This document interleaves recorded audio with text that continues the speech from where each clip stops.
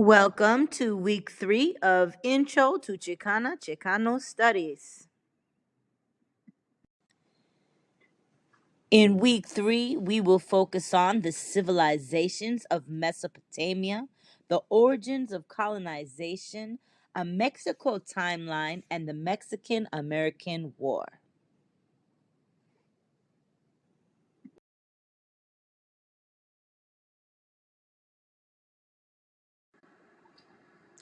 Here are your week 3 critical vocabulary words.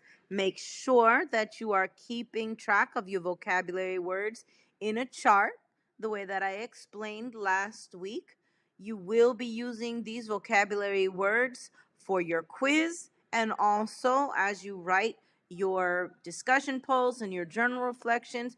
You're going to need to start integrating new vocabulary into your writing. So please pay close attention to the following vocabulary words and add them to your critical vocabulary chart. When we talk about Mesoamerica, we're talking about a large portion of land that stems from the southern United States, all of Mexico, into Central America, Honduras, Nicaragua, and even in other parts of El Salvador, Guatemala, Belize, all of these different places where civilizations of Aztec, of Maya, of Olmec flourished before Columbus arrived to this hemisphere of the world. And their sheer size, the structure of their buildings, what we know of these civilizations prove that these people were advanced technologically. And it's amazing, and it's also very frustrating to think of what might this world, especially North America, Central America, South America, Mexico, what this world would have been like if they would have never been conquered and destroyed and damaged by the Spaniards, and also in South America, the Portuguese as well, explorers and conquistadors. The Olmec were an early Mesoamerican civilization centered in the Veracruz region of southeast Mexico that flourished between 1300 and 400 BCE, which is before our Common Era. And their cultural influence was widespread throughout Mexico and Central America. The culture of the Olmec is characterized by a highly advanced and developed system of agriculture, by jade carvings and sculptures in the form of these giant heads that we commonly see. It is interesting to note that many people believe that African people had actually sailed across the ocean and had intermixed with the indigenous people of this region and influenced some of these carvings. And that is why you will see some of the features of the Olmec statues very similar to African features as well. And it's really important that you explore this history for the possibility and notion of Africans arriving in these areas before Columbus. And we will explore more of that in the future. We must always respect and honor the Maya, Mesoamerican people that inhabited southeast Mexico, Guatemala, and Belize. Their civilizations reached their height around Common Era, 300 to 900. And as you can see from these pictures, they're noted for their amazing structures and the technology that was required to organize and plan cities that were unparalleled at the time. And very other few places in the world had this type of advancement at the time that they flourished. The Maya are also credited for their mathematics, their intelligence and brilliance with the development of the calendar, knowledge of the stars, astronomy, and their hieroglyphic writing systems. So the beautiful and brilliantly detailed artwork that came about at that time period. The Aztec people, who originated as a nomadic, meaning a traveling tribe in northern Mexico, arrived in Mesoamerica around the beginning of the 13th century. from their magnificent capital city, Tenochtitlan, which we will see a little video of shortly. They emerged as a dominant force in Central Mexico. And they had powerful social, political, religious, and commercial organizations that brought many of the region's city-states under their control by the 15th century. So I wish we could go more in depth of Aztec history, and you can certainly take a course that will help you explore that fully. But there is no denying of the power of the Aztec people and their civilization and their contributions to world and to the world history. Tenochtitlan, which is an incomparable example of intelligence, of brilliance, of the people's power to create a civilization unlike any other on the face of the earth in about 1325. And I hope many of you have looked at or seen artist renditions or pictures of what this grand, amazing place looked like before it was ultimately conquered, right? But built in the middle of a lake as an island with incredible organization of buildings, of temples, of aqueducts, of fields for growing food, of city structures where people lived and worshiped and carried out wars. And this example of the advancement of the Aztec people is unlike anything else that you would see on earth.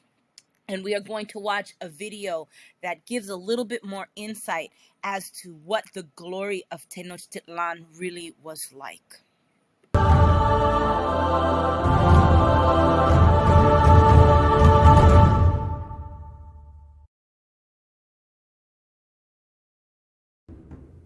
Tenochtitlan was the capital of the Aztec Empire in Mesoamerica. The city was founded in the first half of the 14th century on one of the islands of Lake Texcoco in the Valley of Mexico. Tenochtitlan became fully developed as a city by the beginning of the 15th century. Most of the buildings of that era were constructed from stone. As the city was growing, a part of the lake was drained and the original size of the island was increased. Artificial islands made from mud and a canal system lent the Aztec capital a unique appearance. The area of the city was over 10 square kilometers, and its population numbered approximately 200,000. The temple district, with the most important buildings in the city, was located in the center of Tenochtitlan, surrounded by a stone wall. The most outstanding of the buildings was the Great Temple, which was 30 meters in height. There were 2 shrines at the top. The altars in front of these were used for ritual sacrifices, usually human sacrifices, which were offered to the god of the sun on one and to the god of the rain on the other. Located on the other side of the central district was the Tlachtli, the court for the Aztec ball game called Ulamalitzli, or hip ball. The game often contained ritual elements and often featured human sacrifice. Next to this field was another morbid structure. The Tzompantli, or skull rack, was a rack with stakes, where the skulls of those defeated and sacrificed were kept. The city was also supplied with drinking water and public sanitation. Eventually, however, even this magnificent city could not avoid its fate. In 1521, Tenochtitlan was conquered by the Spanish, led by the conquistador Hernando Cortés, who had arrived on the Yucatan Peninsula in 1519. The magnificent Aztec buildings were destroyed, and, in the 18th century, the lake was completely drained or filled. Today, where Tenochtitlan once stood, we find one of the largest cities in the world, Mexico City.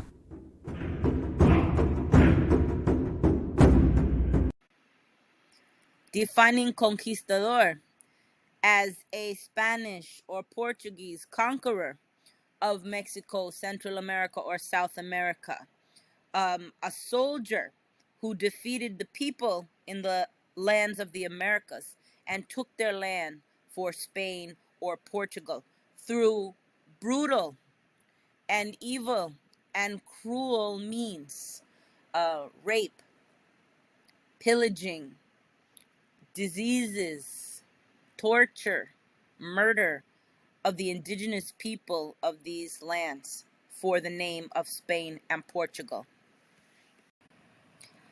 Colonization is the process of assuming control, either by war, by conquer, by force, genocide, slavery, intimidation, etc., of someone else's territory, and applying one's own systems of law, government, and religion. And in terms of this course, we think of colonization by Spain, by Portugal, by other European nations over lands which were not theirs.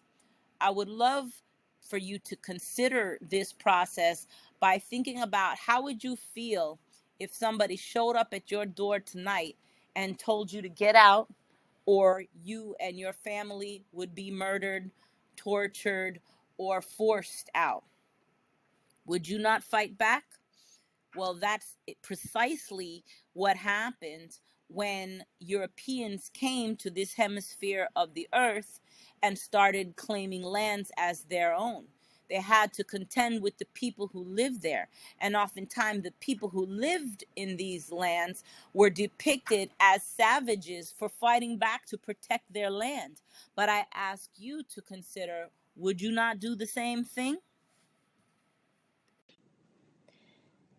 As I mentioned last week, every one of you should be adding to a critical vocabulary chart on a weekly basis. Every week, we will share new terms, concepts, and themes that need to be added to your chart so that, number one, it will help support you in your understanding and comprehension of the different topics that we cover throughout the course. And also, these words show up on your quizzes that you will have 4 of during the course of this semester. And also, these vocabulary words will be present on your final that will take place at the end of the semester. You can use your critical vocabulary chart on any of the quizzes, on the final as well, while you are writing your reflections or your discussion posts. It's amazing when you're able to start integrating these new terms into your writing.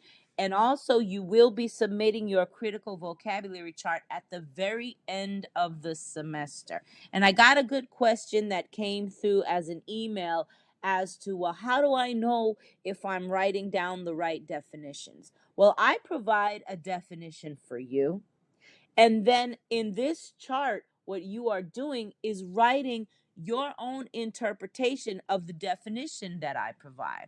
Or you can look up the definition and then put it in your own words. Okay. So this is not about you copying and pasting the definition that you find online or the definition that I provide you word for word.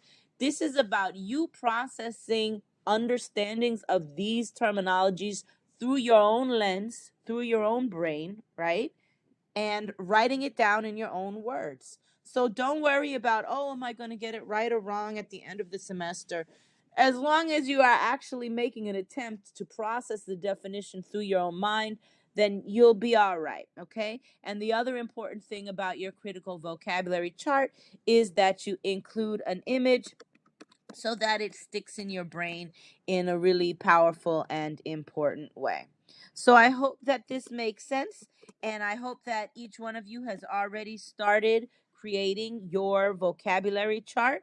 Again, you can do it as a Microsoft Word document, you can do it as a Google document, and just keep track of the new words every single week. They will be provided to you in your weekly videos that I create for you. Email me if you have any questions about this. Here are your week 3 readings. The first reading is chapter 1 of a text called Occupied America. It's located in module 3. Now, I actually downloaded the entire text for you, so you wouldn't have to buy the book. But I also kind of broke it down chapter by chapter as a PDF. We're not going to read the entire book, but just from time to time, we will read different chapters. So the first chapter is not just pyramids, explorers, and heroes. So make sure that you read chapter 1 from Occupied America. It's provided for you in Module 3. Your next reading is Mesoamerican Civilization, 7 Defining Characteristics Throughout History. And your third reading this week is a Mexico Timeline. Every week, I will provide you with essential questions that help you guide you while you're reading, right? What are the main things that you should be taking away while you're reading the chapters and the articles that I provide for you? So, for chapter 1, not just pyramids, explorers, and heroes, the things that you should be thinking about while you're reading so that you take away the key themes are: what are the major stages of development in the evolution of Mesoamerican civilizations? Number 2, what was the impact and the importance of corn?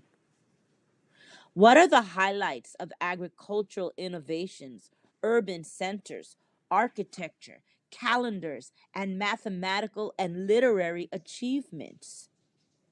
And what were the changes in the development of classes and gender differences as the populations grew from villages to chiefdoms to urban centers and traced the evolving modes of production? So, again, while you're reading chapter 1, these are the key questions that you should be seeking to answer as you explore the powerful history of Mesoamerican civilizations and the ancestors of many of you in this class. In the article Mesoamerican Civilization, 7 Defining Characteristics Throughout History, which has a link that you will also find in Module 3 readings, your essential questions for this article are: what characteristics and inventions identify Mesoamerican civilizations as highly advanced? Which characteristics of Mesoamerican civilization were the most interesting to you and why? So, this is what you're thinking about while you read the article.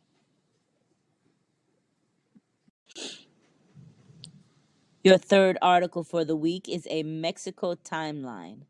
Your questions for this article are: what circumstances led to the war between Mexico and America in 1846? What were the results of the war?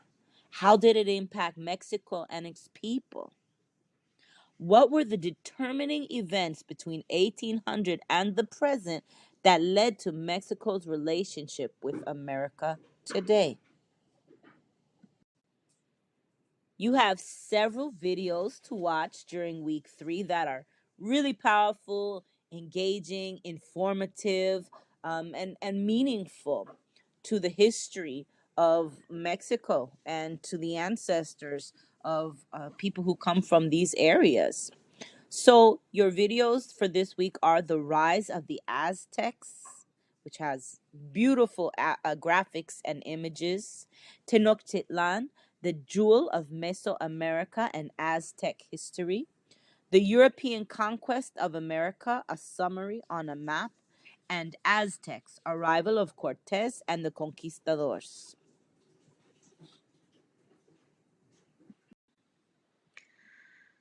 The assignments that are due this week by Sunday, February 5th, are your discussion post 2, which is based on the week 3 readings and your reflection and your reaction to those readings, and also a student slideshow, which is an activity that you will be linked to a Google slide deck to complete. All of the instructions are information are in your module for your student slideshow activity. Thank you for watching your week 3 video. I hope everybody has a fantastic week. As always, Reach out to me if you have any questions, and I look forward to seeing you again next week in week 4. Take care, everybody. Peace.